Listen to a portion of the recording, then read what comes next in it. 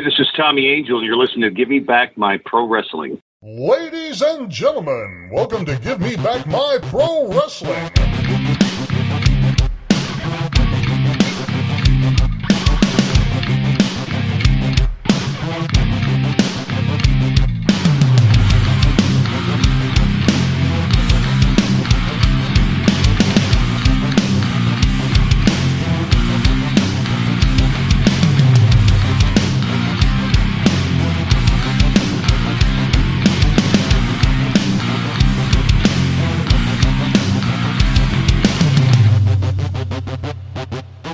For those who don't know, now you know, baby. This is Hot Rod Biggs, Jared, Jimmy Street. We're going to take them to the limit one more time, baby, right here on Give Me Back My Pro Wrestling. Ladies and gentlemen, welcome one more time to the Give Me Back My Pro Wrestling podcast. And as always, I am joined by my brother from the same father and mother, the Plastic Sheik, Jared Street. What's up, Sheik? How you doing today? I'm good, brother. How about yourself? Man, just doing the thing over here. You know how it is. Taking care of business or something like that. You're taking care of business every day. I think that should be a song or something. I think so. I think maybe Bachman Turner Overdrive should do that, I think. Sounds like something they would do, you know? There you go. So, man, we got a cool show today, right? Tommy Angel, right? Dude. Been there, done that. When you hear those words, that's this guy.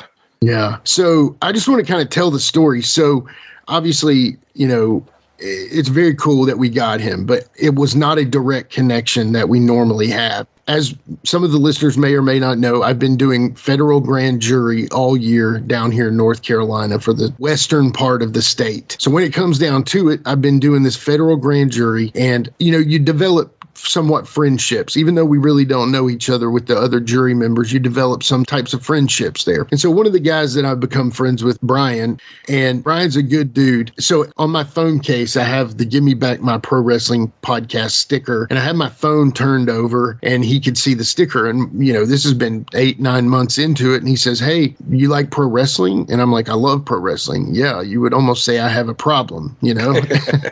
And so he says, "Well, I know Tommy Angel." And I'm like, "Tommy Angel, wait a second. Hold on. You know who Tommy Angel is?" Well, anyway, he says, "Yeah, I know him. I'm buddies with him." And so long story short, he got me in contact with Tommy. By doing this, he sent Tommy a link. Tommy became a member of the group, of the GMBMPW podcast group on Facebook. And so I sent him a message and I said, "Hey man, how can we get Tommy Angel on a podcast?" And this is how we did it. So anyway, thank you so much to Brian for hooking that up. Famous Brian, Brian, man, as the pastor calls him. And anyway, so long story short, thanks Brian for that. It was very cool. And we now have Tommy Angel on the episode, man. So very cool. Yeah, man, I can't wait for it. I know he's going to have just tons to tell us, and we got our notes, but I'm sure that's not enough for his career. Yeah, and I'm thinking it's going to be a little different format than the normal episode. We're definitely going to have to get the name game going a little bit sooner than normal, but, you know, listeners, just stick with us as we go. We definitely appreciate y'all as always. But so to kind of do some business here, one of the things we just did, obviously our previous episode with Derek Neal, y'all turned out for that one. Thank you so much. We really enjoyed having Derek on. Derek's a road warrior, man. He's one of those guys that's out there doing it. And I think he's wrestled probably 20 times now after being on our show. So, I mean, yeah. He's a good dude. And I was really happy with that episode. What did you think, Sheik? Oh, yeah, man. He was a great guy.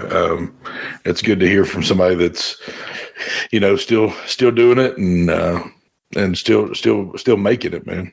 Yeah, had some great stories. Always been a big fan of Derek. We clicked on the Reds thing, and, you know, after that, we seemed to have a kinship with one another that was really cool. And he was always cool to me in the back, and I feel like he probably thought the same of me. And anyway, I'm glad we got him on the show. But speaking of podcasts, I think you said you watched it already, but if you haven't by now heard enough of me talking and you haven't already watched it or listened to it, I was recently on the Jackson Interaction podcast with Gene Jackson, our good buddy. So that was cool. Yeah, man, it's a good listen. You need to check it out. Yeah, it was a lot of fun. It was really different to be interviewed, though. You know what I mean?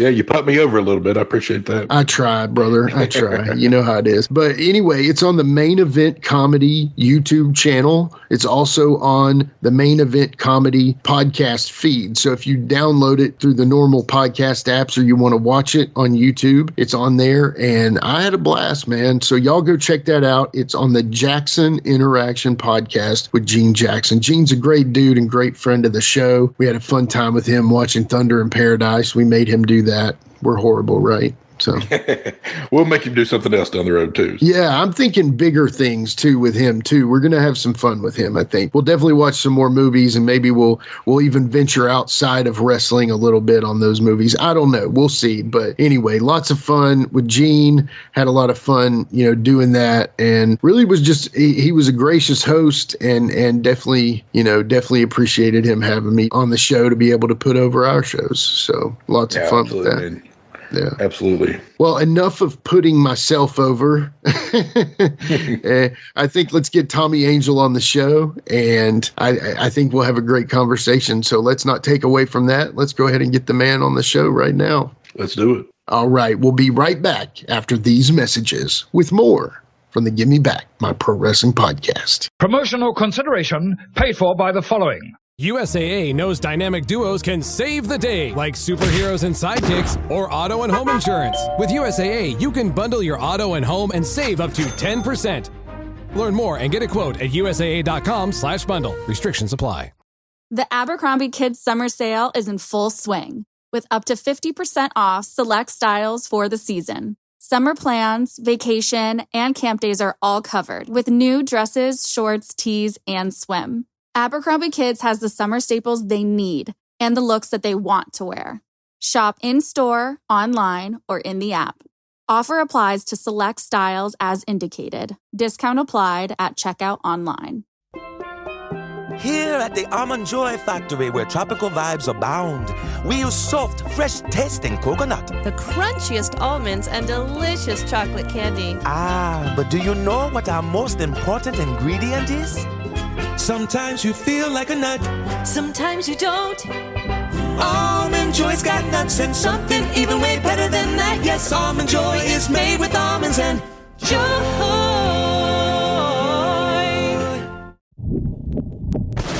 This is Kroll, and you're listening to Give Me Back My Pro Wrestling with Jimmy Street and Jared the Plastic Sheik.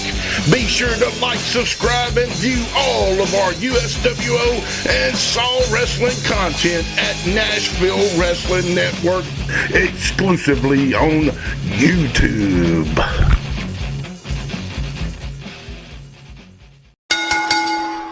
All right, we are back with our very special guest today. And Jared, I tell you, I'm as excited as ever for this guest to be on the show today. I was like, this gentleman actually is part of my fandom, our fandom of wrestling. He wrestled everyone that we love and some that we didn't like. Jared, I'm stoked about this guy. What about you? Yeah, man, you talk about been there, done that. That's this guy right here, man. Yeah. Well, let's not let him wait too long. Let's introduce Mr. Tommy Angel. Tommy, thank you so much for coming on the show today. Well, fellas, I appreciate you having me on. Yeah, we were stoked. And I tell you, I do so much research and everything to get the right show and to get great questions. And I had to use more than one page. So you should feel very good about that. So,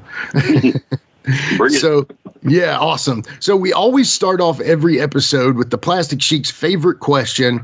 Hit it, Sheik. All right, Tommy. So this is a question that'll kind of let everybody know, like, your influences or who you had, like, maybe good matches with or something like that. But if you had like a Mount Rushmore of wrestlers that either influenced you or you're just a big fan of or just you love their work, give us like your top 4 or 5 guys. Yeah, that's a tough one to pinpoint down. There's so many. Obviously, the influence for me, just to get me interested in the business. I was in the military at the time, and we'd watch wrestling on the weekends. It was world-class wrestling with the Von Erichs, and we also see Hogan on the other network. So that's what intrigued me about getting in the business, just those two guys, Kerry Von Erich and Hogan. But I was deciding if I want to get out of the military or stay in, and wrestling was it. So through Gene Ligon, another guy from the same era I was. We met him down in Fayetteville at the Cumberland County Arena, and he's like, "Hey, there's a wrestling school getting ready to open up that NWA is going to do." And connected the dots, made some calls, and 4 months later we were on television. But the camp was right there in Mooresville, and it was with Nelson Royal and Gene Anderson. Yeah. We had to try out with 20-some guys. But so working out with Nelson and Gene, those two guys obviously influenced me the most, because Gene was a heel, Nelson was a babyface. So you got the best of both worlds training you as the psychology of the business. So I'd say Nelson and Gene for sure. Working wise, Barry Windham and Kurt Hennig, I've probably had the best matches of my career working with them guys. I worked with them many times in house shows and TV, and just great guys. And they always gave me a lot because they trusted me. So it made me look like $1 million. Yeah, that's incredible. Wow. Yeah, I mean that's the Mount Rushmore of Mount Rushmores right there. So well, we haven't heard enough of any of those guys, honestly. Obviously we've heard a lot of Hogan, but such good Kurt Hennig. I mean, so underrated, I think, in his time after. When he was in the WWF and everything like that, a lot of people remember his later stuff, but he was working for a good while before that too. So yeah, I remember seeing him in the AWA and just a great heel. He just portrayed that smug, arrogant guy, and fans hated him, and I loved it. Yeah, that's so good. I noticed a lot of second generation stars on that list as well, so that tells you a lot, a guy that did it like you did it, and you're noticing the talents and stuff of these guys. I mean, to me, I don't know, it's a great list, and definitely some of those guys we do not hear or talk about enough. So I was very appreciative. So I always pivot to this question. So now we're back to Tommy Angel. So Tommy, talk about your younger days. Like, where were you born? Talk about maybe like your high school. Did you play sports? Talk about the younger days of Tommy Angel. Sure. My dad was in the Marine Corps, so I'm a Marine Corps brat. I was born in Camp Lejeune, North Carolina, but as a Marine officer, he was transferred a lot. So we lived in the Philippines, California, Northern Virginia. My parents are from Massachusetts, so our summers were spent up in Massachusetts. But I finished high school in Northern Virginia, Woodbridge. Didn't play sports. My dad wouldn't let me because my grades sucked. And then now that I have a son in high school, I understand the reasoning behind it. But I was always a good athlete, and but I wanted to go into the military to get out of my house. My father and I didn't have a really good relationship, so I went in the 82nd Airborne at Fort Bragg for 4 years. Paratroopers jumping out of planes, and I met some guys at the gym that were just huge. I'm like, you guys I've been working out for a while. I can't gain any size, and they let me in on the secret. It was all steroids. And started doing those. We watched the matches on the weekends. Like, man, that'd be a cool job to get into wrestling. Yeah, we didn't know how, and we'd go down to the Cumberland County Arena there in Fayetteville and watch the matches. And Tom, and I was already about 265 already, but I had that the airborne haircut, short hair, so they just thought we were just some knotheads from the base, and we're yelling at them, "Shut up! I'll kick your ass!" But finally, Don Cornoodle and Gene Ligon, they would always hang out. We were on the baby face side, and they said, "If you really wanted to try it, you'll get your ass kicked." And I said, "I doubt it, but I still want to try." 21 years old and cocky as all get out. So they finally lined us up with a school, and we went and tried out. We had to drive in from Fayetteville to Mooresville on Nelson's Ranch, and behind there was just nothing. Back then in 1986, there was just a lot of hills and pastures that were making us do all kinds of crazy stuff, run up the hills with a guy on your back and just do laps around this field, just trying to wear us out. And then we finally went into this little, like a little warehouse, a little aluminum building where it was an old machine shop, but right in the middle of it was a wrestling ring. We get in there. Italian Stein was there. Gene Anderson's teenage son, Brad. He turned out going to school with us too, but he was a great amateur wrestler. So we go in there, and Stallion would try to shoot on you. And I was cock strong. He was trying to pin everybody, and he couldn't pin me. He was getting pissed off. Yeah. Gene Anderson says, "All right, kids, go over there. We're going to decide who gets to make it to school." There's like 25 guys. We're all standing around, and man, this is crazy. It was a hard ass workout. It was hot. Yeah. But I was the best shape of my life coming out of the military, and he finally named I think 8 of us, and the rest were kicked out. Had to come back and try it another time. So we started class in a couple of weeks from that tryout, and then 4 months later, almost to the day, we were scheduled to go on TV to NWA, and it turns out that the Crockett's, NWA Promotions, and Dusty Rhodes reached out to Nelson and Gene, said, look, we're having television taping. The ratings for television were awful because the job guys were just crushed, and then they were tuning out, and the people that were sponsoring, buying commercials were falling off. So they wanted to create a class of talent that could be competitive on television, but obviously put the guys over. So they worked with us really hard. We kept training after that, but we went out there, and as we got better and better, they allowed us to do a little bit more, but they saw the ratings change and start ticking up, so they were very pleased with that. And then we started getting house shows. But so for basically, I was in the Army. I was either going to go in the warrant officer school and be a helicopter pilot or choose wrestling. And I said, I better get more girls if I can in the wrestling business. So. I like your motive. That was my mentality. But looking back, I was like, man, I could have been a pilot and retired already. Right. But I had more fun doing wrestling. Yeah. So who was your first match against, Tommy? Baron Von Raschke. Oh, nice. Well, at that point in his career, he was already right. He's a legend in the business. But my 21-year-old self, it's 250 pounds, and we were told by Nelson, put everybody over, be gracious. I didn't complain, but all my friends are, Elmer Fudd kicked your ass on TV. Oh. But he's a super guy. But it was my first match, and I had 2 matches that day. And the second one was Rock and Roll Express and a tag team, and those guys are fantastic. Yeah, no doubt. So, okay, first of all, thank you for your service, for sure. Yes, we definitely appreciate that. Second of all, you may be due some money. Have you looked into the Camp Lejeune water lawsuit? I have. I've got a claim in.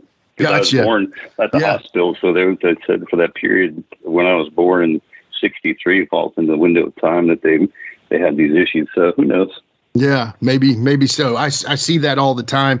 I was never in the military, but I still get those emails. So I just wanted to, you're already ahead of the game there. So that's awesome. And so, by the way, you come from the military and then you end up growing what I would consider a legendary mullet. I mean, of its time, it had the elements of a flat top, but it also had this power Kentucky waterfall behind it. So I guess, when did you start growing that out? How did your dad react to that, by the way? When the conversation we had, as I went back, as I got out of the military, our relationship finally started getting better. I wanted to leave because him and I never got along, and we finally had something in common. So we were talking about the military, and when I told him I was getting out, he said, well, why don't you re-enlist? And I said, well, here's the things I'm looking at. And I told him wrestling goes, you're a dumbass if you do that. I said, Dad, they make millions of dollars. They got nice cars. Yeah. He's like, dude, don't you get it? It's 15 minutes of fame. So my dad was a buttoned up officer. Yeah. He never really got the whole concept, but he supported me once I was in.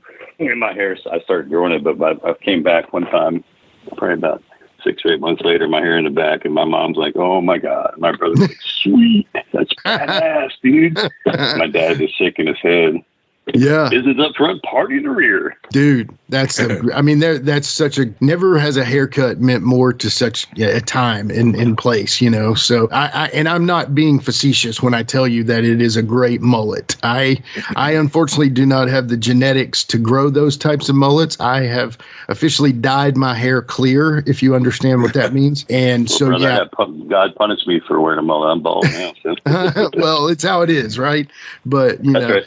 Yeah, so you started in it, you had Baron and you had the Rock and Roll Express, and then I guess you're working for the Crockett's. Did you get to know the Crockett's at all? How were they? Yeah, because their office was right there in South Boulevard on Briarbrand Avenue. It was near Woodlawn. Woodlawn dead ends into South Boulevard. You make a left, and there used to be Beck Mercedes there, and right across the street was, oddly enough, was Briarbrand Avenue, and that's why all the boys drove Mercedes-Benz. But we got to go down to the office, pick up our checks, and everybody's down there. Sandy Scott, we saw, Tony Schiavone and all them. They do some interviews down there, a little temporary studio. They do some cut-ins right there. But Being with Nelson and Gene, they always treated us very nice because we were this project. They were developing this young talent, and so we always got treated really well. Jimmy Crockett was very, very wasn't antisocial. He was just a very quiet man, so he never really talked to us. But we were around David and Tony Schiavone and all the others all the time on the crew, the referees, Tommy Young and Teddy Long and Scrappy McGowan and all them. So it was just a really neat time in my life. I'm in my early 20s and, making it. We wanted to be marquee talent, but, we knew our role. We were just making those guys look outstanding. Yeah. I've recently interviewed George South, and, he's kind of similar to you. And we'll talk more about George in just a minute. But George always talked about understanding the role, and he knew what he needed to do, and he completely owned it. And, I'm a big fan of George, as I am of you, Tommy. So let me ask you this real quick. Dusty Rhodes was the booker at the time. How did you feel like, I know your position in the company may not have required much from him as it goes, but how did you feel like the guys and everyone felt about Dusty as a booker? Well, they when times are good, they loved them. Yeah. When times are bad, there's one thing I noticed right away is the battle of egos. And there's a lot of egos there, and why is one guy getting put over and the other guy's not, kind of thing. And in the military, you're taught to be observant, because if you're a non-commissioned officer and you're around a bunch of officers, you can't just shoot your mouth off. So I was always observing people and their behaviors, and you just see all these egos and stuff. So you saw the tension. So you could see the angst of some of them. Some of them didn't like him because they thought they should get a push. But overall, he's a very jovial guy. He was fun to be around, and he would even interact with us because we go to the house matches or even on TV. He'd say, look, like if we knew when you're going to the Road Warriors, you're going to get absolutely crushed. But if you went out there like with Mike Rotundo or the Steiners, he'd say, all right, kid, we want you to do a couple things out there so we can see what you can do. So I had Scott Steiner was his first match. It was between taping, so it was like a dark match. It was back in the old Turner Studios. It was a pipe and drape. There's probably like 40 people. So he said, just give me about 5 or 6 minutes, Angel. You got more experience, so just kind of, you're the baby face, lead him around. And he was only like 185 pounds, and we didn't have a very good match. And he bloodied my nose with a clothesline. I got pissed off and drop kicked him in the face trying to get it. So his nose was a little bloody, and Dusty just said, "You guys are the shits." Angel, you know better than that. And then he told Scott Steiner to go get some experience down in Memphis, and you got to get some more size on you. And he took that size thing personally, so he's gassed up, and he never stopped gassing up. But he's a hell of a talent now. I always tell people that I can remember when Rick Steiner was the bigger Steiner. Yeah. Oh yeah. Yeah. I also remember when Rick was the better promo too, and then Scott became this excellent promo. And I don't know if he's like totally aware of it or if it's just him naturally and it comes out. I can't tell which side of the road he's on, but either way, his promos are masterful too, So where he's talking about, 33% of me can beat 50% of you tied in with 133%, it's just crazy stuff. But so he's just got a wicked sense of humor. Yeah, he does.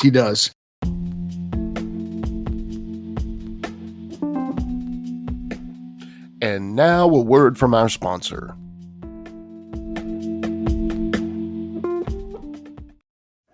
I think you're on mute. Workday's starting to sound the same.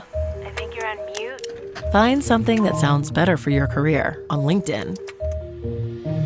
With LinkedIn Job Collections, you can browse curated collections by relevant industries and benefits, like flex PTO or hybrid workplaces, so you can find the right job for you. Get started at linkedin.com/jobs.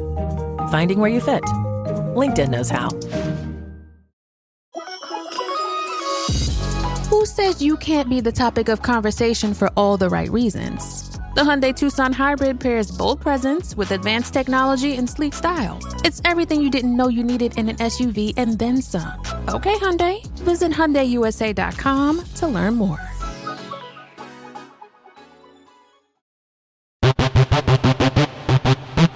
Ladies and gentlemen, welcome to Give Me Back My Pro Wrestling. the podcast that's based on the old school but can still help you find the good stuff from today. Jimmy Street and the Plastic Sheik, Jared, are the undisputed tag team champions of the wrestling podcast world. From thought-provoking topics to superstar interviews to action figure expertise. This team does it all. And all they ask is, give me back my pro wrestling!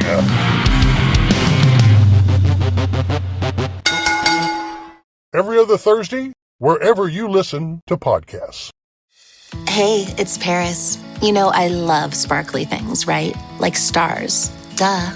And thanks to Hilton and AutoCamp, I just slept under them. Picture me, serving looks by the fire outside my luxurious Airstream, making s'mores with the kids, while a national park is our backdrop. The great outdoors meets Hilton hospitality. That's hot. Explore all the new ways to stay at Hilton.com. Hilton for the stay. My day kicks off with a refreshing Celsius energy drink, then straight to the gym. Pre-K pickup, back home to meal prep. Time for my fire station shift. One more Celsius, gotta keep the lights on. When the 3-alarm hits, I'm ready. Celsius. Live, fit, go. Grab a cold, refreshing Celsius at your local retailer or locate now at Celsius.com. All right, so during the end of the show, we normally do a name game with all of our guests. But with your career and the way that it went, we're gonna do some names. And basically, the way the name game works is we say a name, and you just kind of say like your first thought of them. If a story comes to mind, it's awesome. If not, you can just say skip, and we'll go on to the next one or whatever. But when it comes down to it, would you be willing to play the name game with us? Let's play the name game. All right. We'll be right back with the very first name game with Tommy Angel. DJ, hit the music. Now it's time to play the name game. Hey. Now it's time to play the name game. Now it's time to play the name game. Okay, we're back with Tommy Angel and the name game, like I said, very early in the show. But Jared, start us off with the very first name.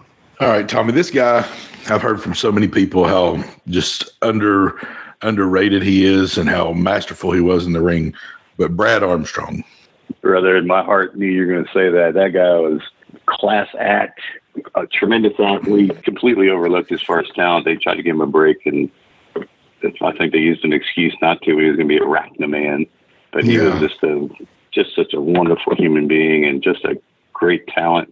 And he was always the one that kept the morale up because he was joking all the time in the locker rooms. I remember one time I had to work him in the Charlotte Coliseum, and I just wanted, when back in the day, you'd show up with your bag, and if someone didn't show up, you get them dressed to work. And he was like, Grizzly Smith's like, hey, I'm glad you brought your stuff, Tommy. We're missing a couple guys. You can Brad Armstrong, and there's a Byrd that got inside the Charlotte Coliseum, and they only used to put a curtain up. They only used half the Coliseum. It was so big, the old Coliseum, and this Bird's flying around, and Brad he knew I just eating all-you-can-eat ribs right down the street. He goes, I said, dude, I don't even want to work. He goes, oh, this is going to be fun. He was calling drop down, kick up, watch the elbow, keep just trying to get me to throw up, and then this Bird's flying around, and he goes, what is this Byrd doing in here? Jesus. Giant goofball. So when he died, man, it broke my heart.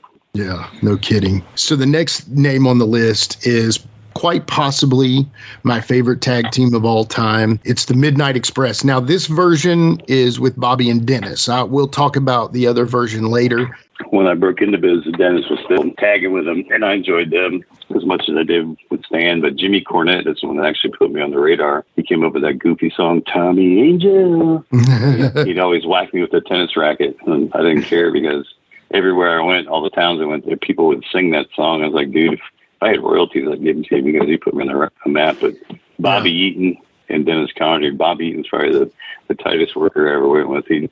I would talk like this, but he was crisp. He could jump off that top rope and like he'd kill you, and he'd barely feel it. Yeah, I got to know Bobby a little bit in the later years, and honestly, just such a genuine man, really just such a good guy. And he's one of those guys that would take the shirt off his back if you needed it, or he would go into that legendary bag and find you in one, So he was great. Yeah. All right.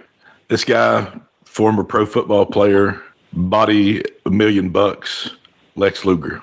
Lex Luger. I'm actually still good friends with him and Nikita to this day. They're both in ministry. But when he first got to Charlotte, they were having trouble getting him to, get some of the moves in there preparing for the Baltimore Cup. So they brought him down, Ric Flair and him, to Nelson's camp. And we go inside our building and we work out with Rick. And I was trying to teach him how to do a sunset flip in the rope.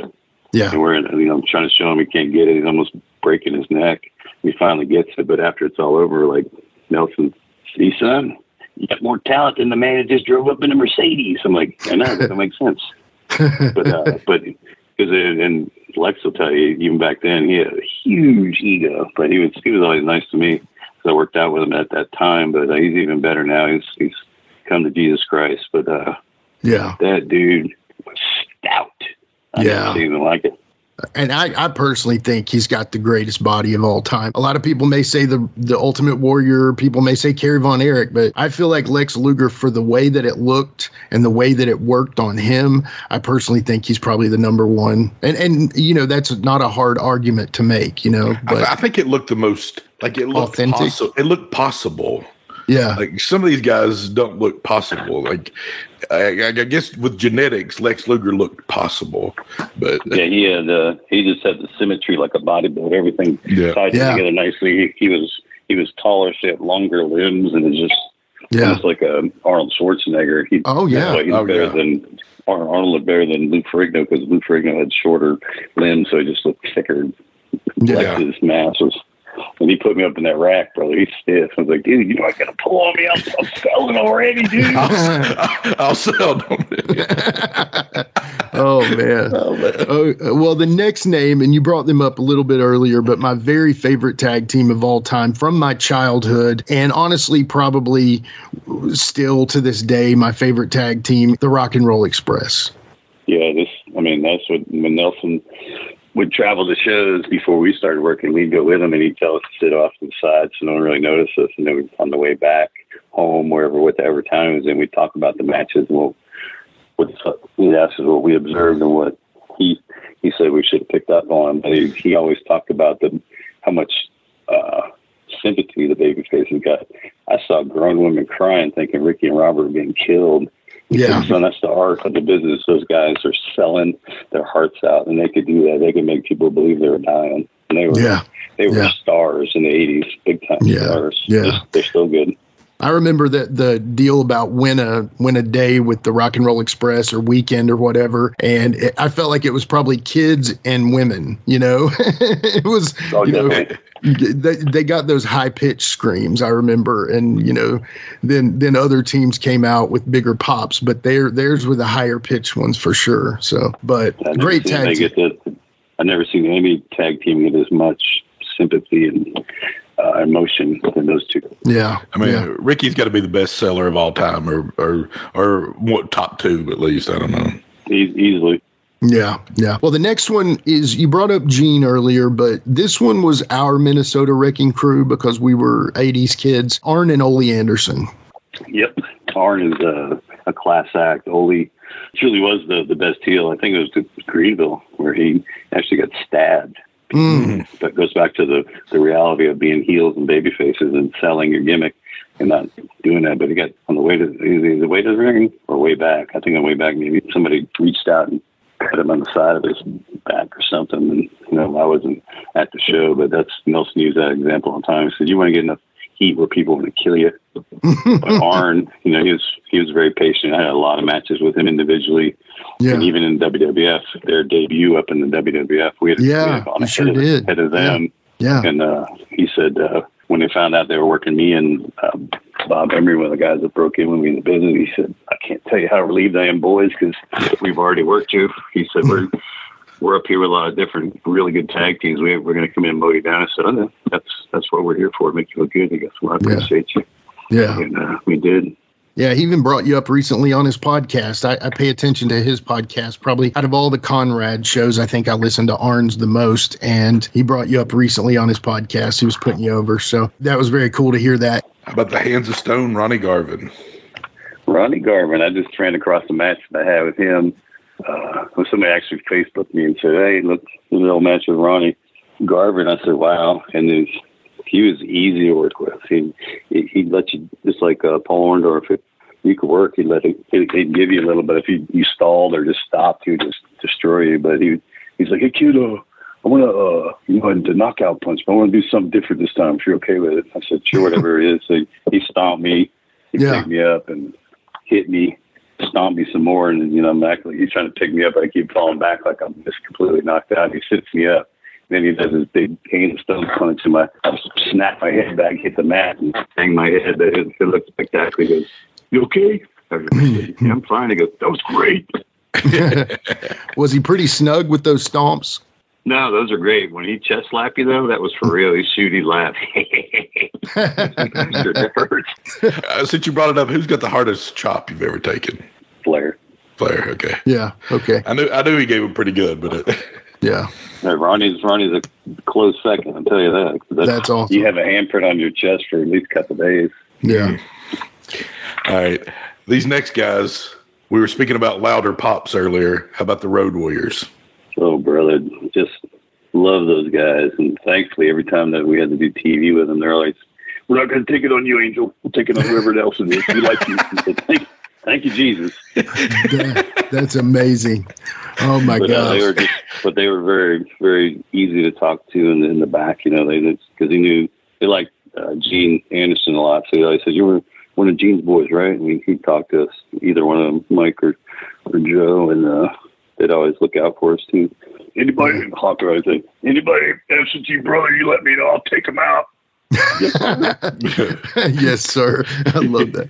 Oh man, no more authentic than those guys for sure, man. So the very next one, this one's interesting, okay? But I'm doing this mostly because of our listener base and how much they think of this one gentleman and his tag partner too. So the New Breed, and it's specifically Chris Champion and Sean Royal.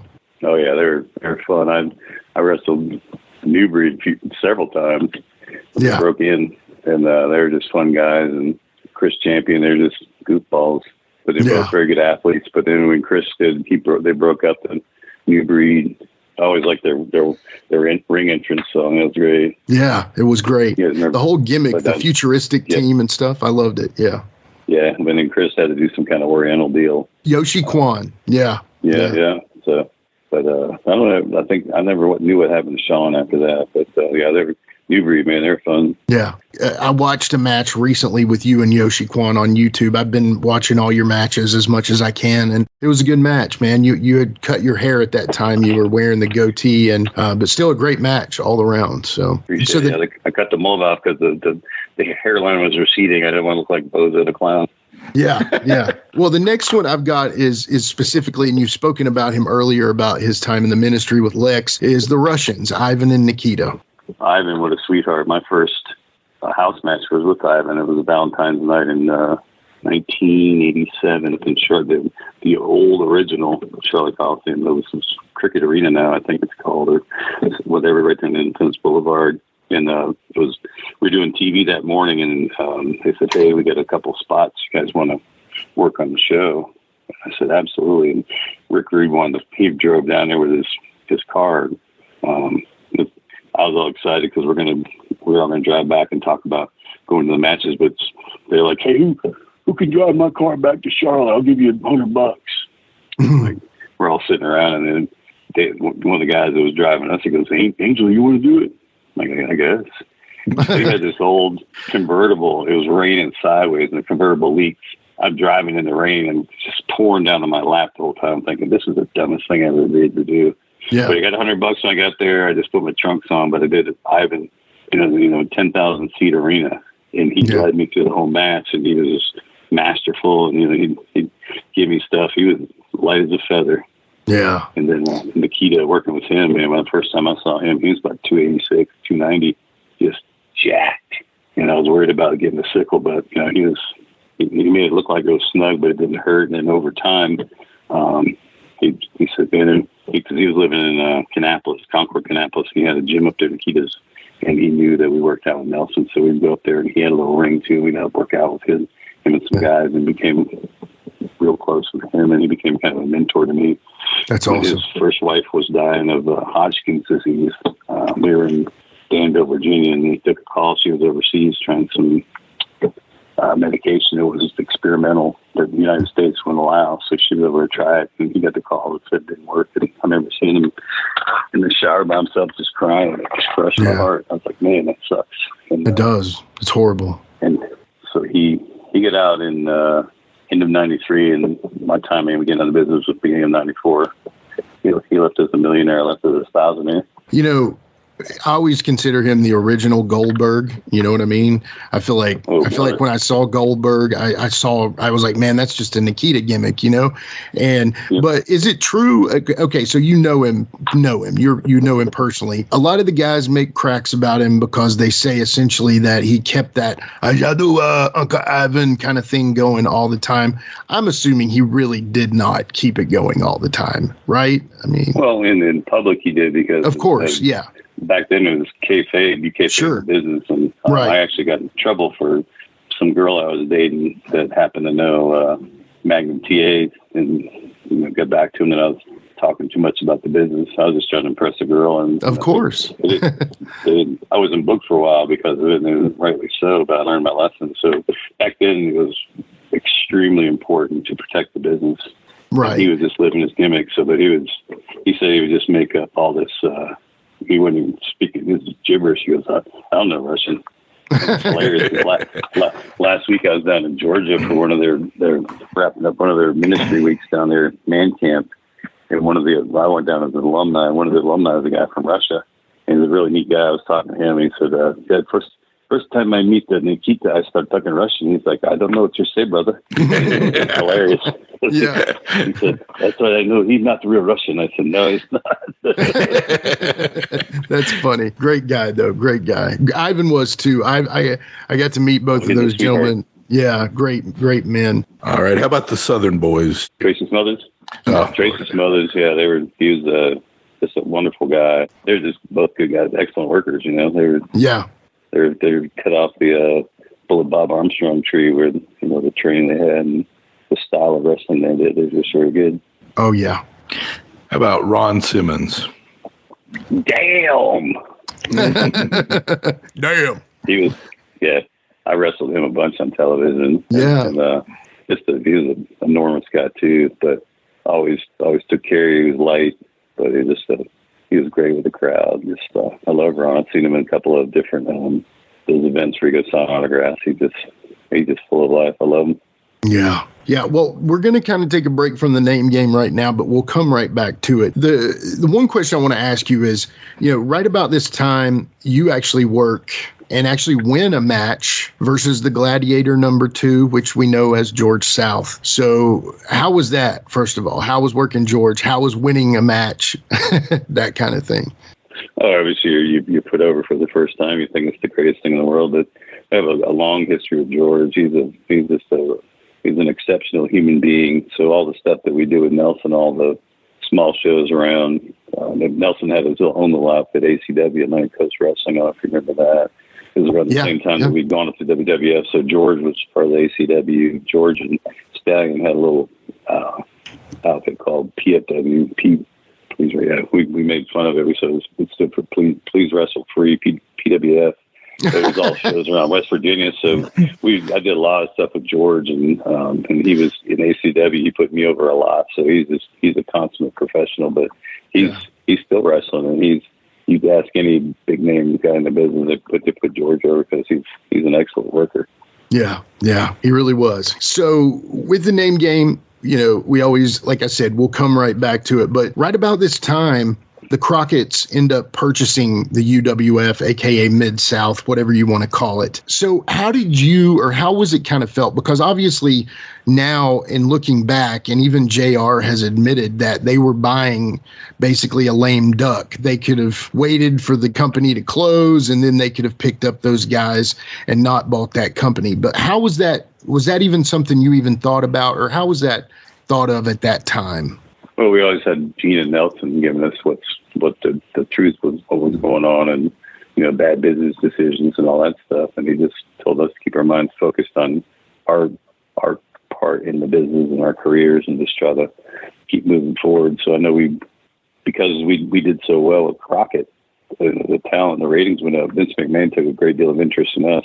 Yeah. He invited us to come do television. Nelson said, "Hey, here's an opportunity. But if you take it, you're probably burning a bridge with Crockett." And like, and I've always wanted to work in WWF. So of course, George and all of us went up there, and it was just a night and day difference, pay wise, experience wise, being around top talents that I watched on TV. But it's probably after about a few years with Crockett. But we went up there, and during that time while we were gone, I went to WCW. But when we first walked in, George would say, it was me, George, and a couple other guys walk in, and knowing that Jim Crockett we believed he didn't know our name. We walked in, we see Vince McMahon, like, there's the man. Oh, sure, what do we do?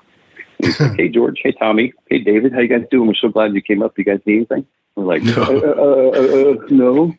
And we walked out. I was like, "He knows our name. That's crazy." And we told Nelson that. He goes, "Vince McMahon doesn't do anything happenstance. He researches.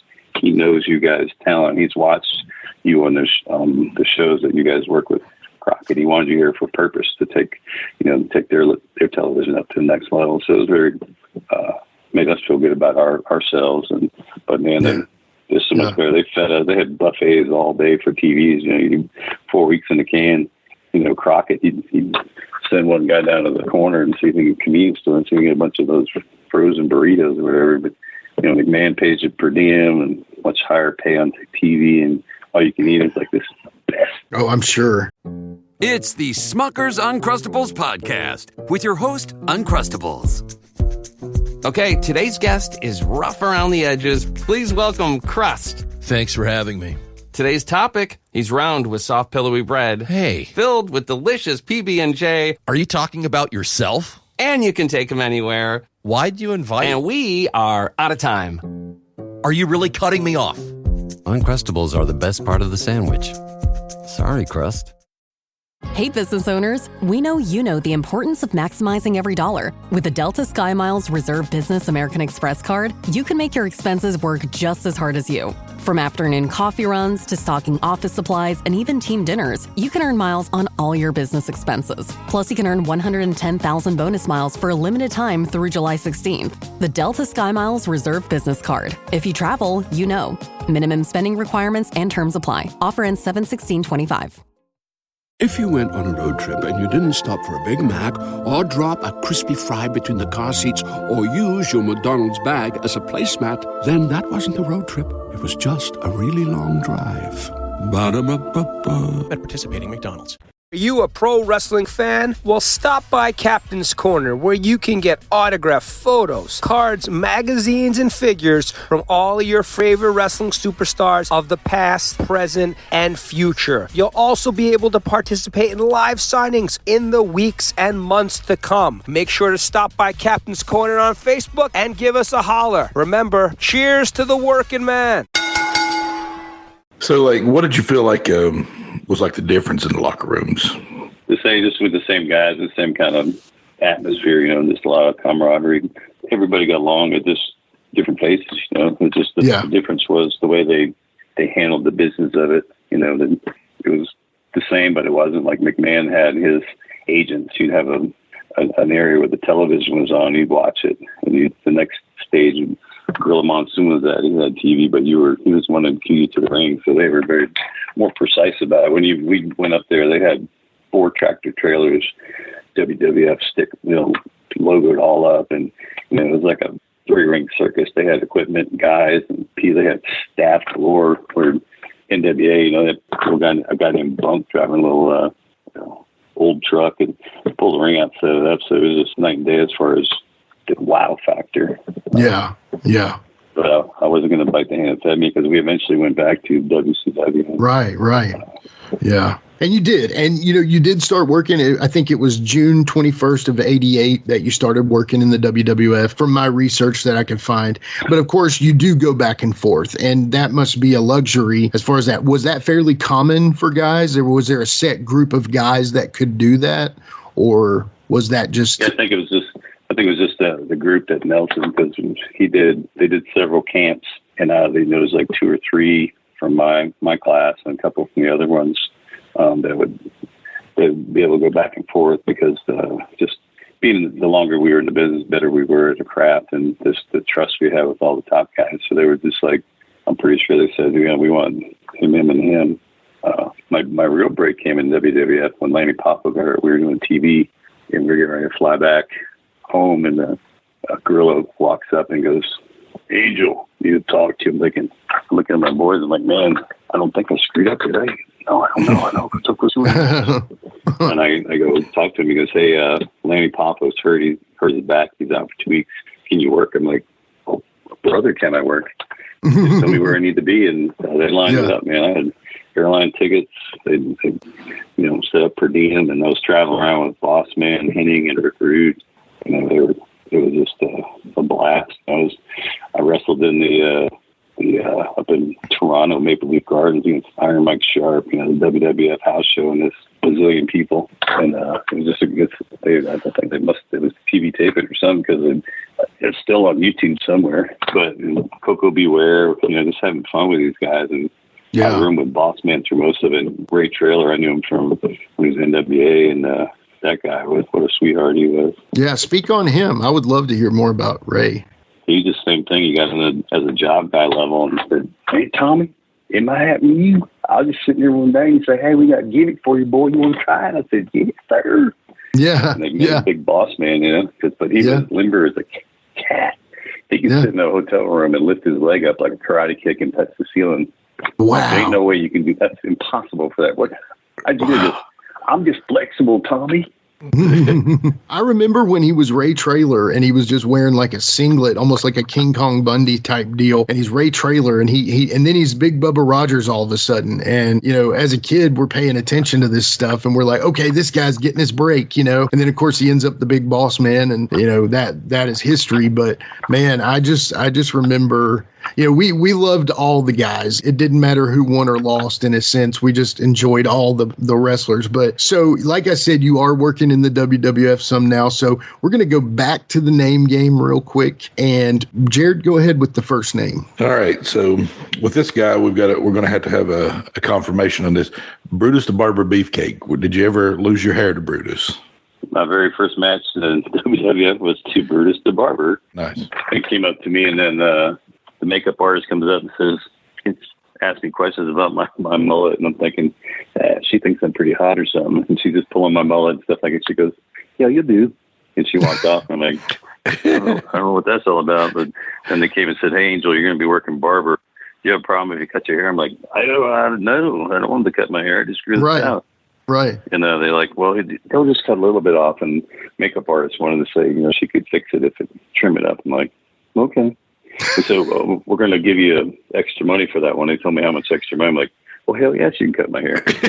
We go out and do the whole match, and you can hear, if you watch it on TV, and I think it's McMahon and Jesse Ventura. This Angel got Mr. Angel, our first look at him, Mr. Angel here in WWF, he's got quite a bit of hair on his head, making fun like I'm getting cut off, and goes through the match and does his gimmick. He always gets himself way too excited. And he brought out the shears and he cuts just a little bit off and lays me back. I'm thinking, oh God, that's perfect. Didn't feel like he cut much. And then I feel him pick me back up and he starts snipping away. I'm like, what the? But I'm supposed to be out cold. And I just, after watching the match to the back after we did, I'm like, oh my God, my hair's all gapped up. And she goes, sorry, honey, if you want it even, I'm going to have to cut most of it off. I'm like, God almighty. So the next hour taping is the British Bulldogs. So we did several weeks in a row shows. Yeah. So I go out there with next, literally 30 minutes later with short hair, but it's supposed to be the following week's TV. Yeah. I was so humiliated. My mullet is gone. Oh man. Well, yeah, you brought him up. Talk about the Bulldogs. That's my, so the Rock and Roll, the Midnights are in my top Mount Rushmore of tag teams. But as far as it goes, the Bulldogs are too. How was it working with those guys? Man, they were crisp. They were strong. They were very good at what they did. They played some nasty ribs on people, but that same day, I got my extra money for getting my hair cut. But they went to give me a suplex off the top rope. Nelson taught us, you you don't want anybody to have to throw you, give your weight to it. So I jumped right when they were suplexing me, and you can almost see like he almost let go, almost lost me in the air, and he goes, holy, you could hear the commentators like, oh man, how many feet in the air was that guy? Jesus. I come back and they're just $100 bills. That was the best bump we've seen all day, kid. Good job. So I'm thinking, cha-ching, cha-ching, cha-ching. Another guy got clotheslined by Jake the Snake out of the ring, and he got money. I was like, man, we're making extra cash just for, doing all kinds of crazy stuff. This is fat. I love it. Yeah, exactly. That's awesome. How about One Man Gang? One Man Gang. I've wrestled him several times, and man, there's one match. I was 6'1" and about 255, and I looked like a little kid standing next to me. It's huge. Yeah. And they said, that's his gimmick. You're not gonna be able to do much. Throw some punches, kicks, whatever, but he's gonna shut you down. So I did it. Yeah. And what was his manager's name? The black dude, Slick. Yeah. Yeah. He was a crack up. I love that guy, but I knew it was going to be like a 2 or 3 minute match, and but he was very nice. You okay? Did I hurt you? I'm like, you did. Yeah. From stuff I've seen of him, he seems like genuinely one of the nicest people. Like, and he just looks like such a monster because he's so big, but he seems like a genuinely nice guy. That's crazy. Definitely. Yeah. How about Rick Rude? Rick Rude. Yeah, he was, man, that dude was strong as an ox. But every time I worked him, he was very crisp, but just a showman, he tried to laugh. But he got me one time a DDT on a chair, and no one knew nothing about concussions back that era, but I'm pretty sure I had one after that one. I was like, what the? Yeah. I was trying to remember where I was and get in the back, and the boys were with me and said, dude, how come it took you so long to get in the locker? And listen, I didn't know what time we're in, dude. So they're like, stop it and make them for real. Yeah, where am I? So he rocked you pretty good, huh? That's yeah. But he was always fun to hang out with. You remember one time that trip we went to WWF in Toronto? We walk in the bar and there's a bunch of clowns making fun of him. And he smoked cigarettes, which seemed odd to me, as athletic as Rick was. But he walked in, he's smoking, and the guys are making, oh, look, you think you're so cool because of all them big muscles. And it's me, Boss Man, Henning, and him, and they're sitting at the bar stools with their back to the bar. And Rick Rude sitting right in front of him. He takes a big drag on a cigarette and just looking at it and say, where he blew smoke in his face real hard, and the guy blinked and he just grabbed him by the throat with one hand and choked him out. I'm like, what the? Yeah. Big Howard Johnson's bar. That was the place to go up there. And the bouncer's like, did you guys buy even? And Rick's like, I haven't got a drink yet. Okay, get a drink. Whatever he wants to do. That's incredible. So the next guy on the list, so our former guest and good friend of the show, Mr. Ben Jordan, he got to work the Money Incorporated version with this gentleman, but you actually worked the $1 Million Man. Now I got to ask, he was upset because at the end he got pinned but did not get the $100 stuffed in his mouth. Let me ask, were you able to take the pin from Ted? Oh yeah, and then you don't get to keep the money. Oh, of course. I'm sure you didn't. Yeah.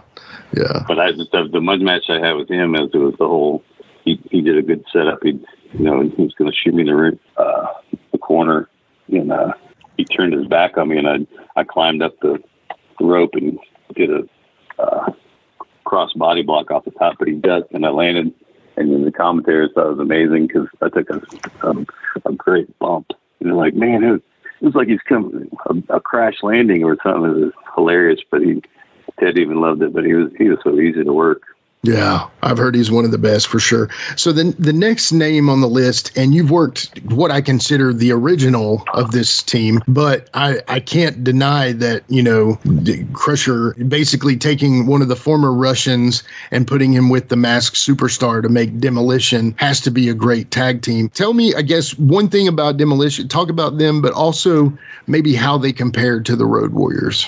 Yeah, Bill Eadie he was great to work with, and then the other cat, what's his name? Look at his face. Barry Dorso. Yeah. Barry Dorso, yeah. He was there. And then Barry, Nikita, Rick, Kurt Henning, and all them guys are all from the Minnesota area. They all knew each other.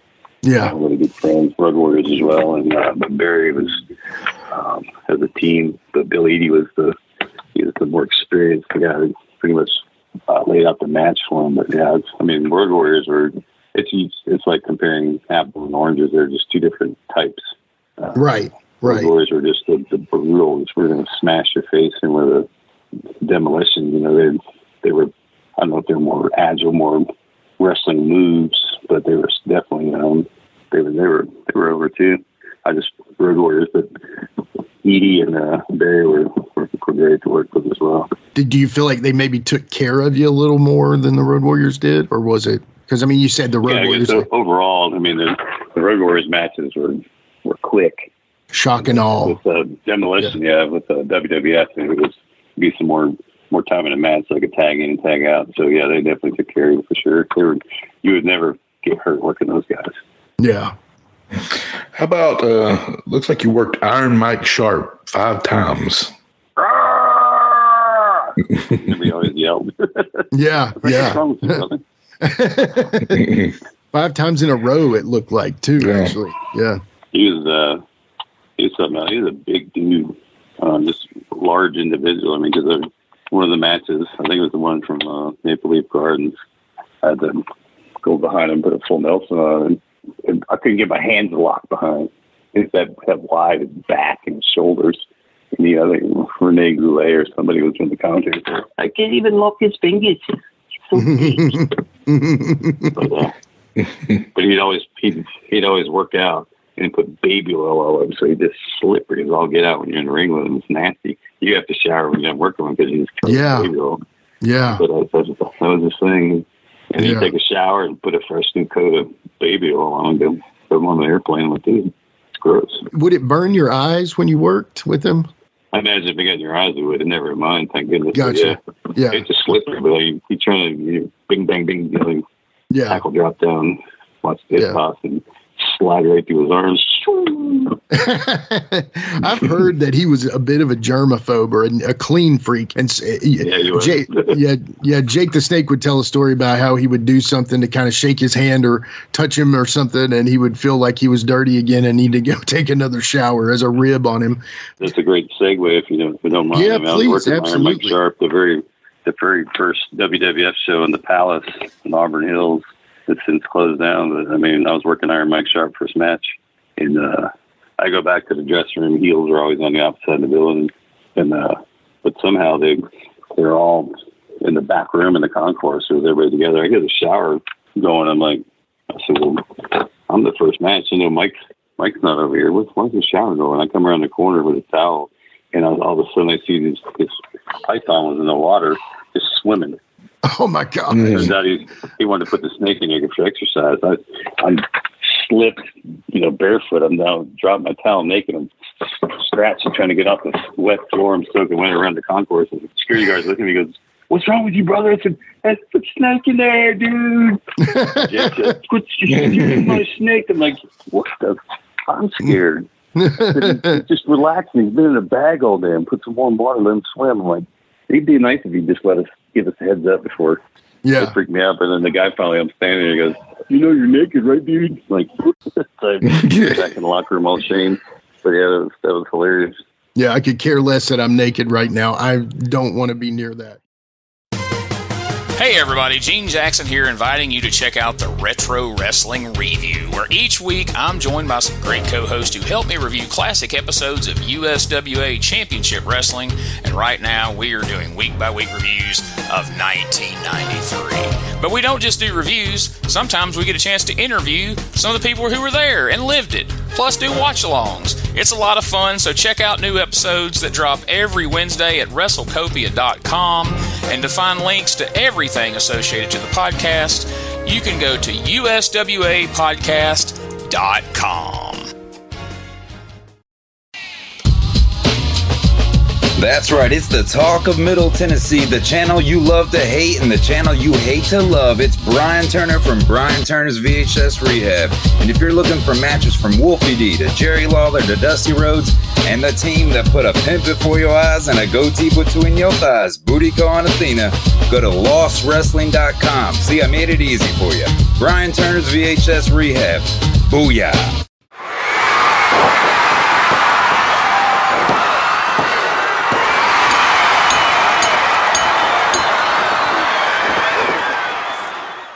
Hey y'all, Jimmy here, and that was episode 5 of the Best of James Rock Street Productions with the first half of episode 47 of Tommy Angel on Gimme Back My Pro Wrestling. First off, Tommy Angel is awesome and very generous with his stories and time. From starting with Nelson Royal to Crockett, WWE, WCW, and more, Tommy was a fixture on TV. You can hear the full episode over on @GMBMPW or Gimme Back My Pro Wrestling wherever you listen to podcasts, or simply click the link in the notes below. We hope you've enjoyed this look back in the archives of James Rock Street Productions. Check us out next week to see what else we have in store. Until then, follow @GMBMPW and @JamesRockStreet everywhere. Peace. With a tear in my eye, this is the greatest moment in my life.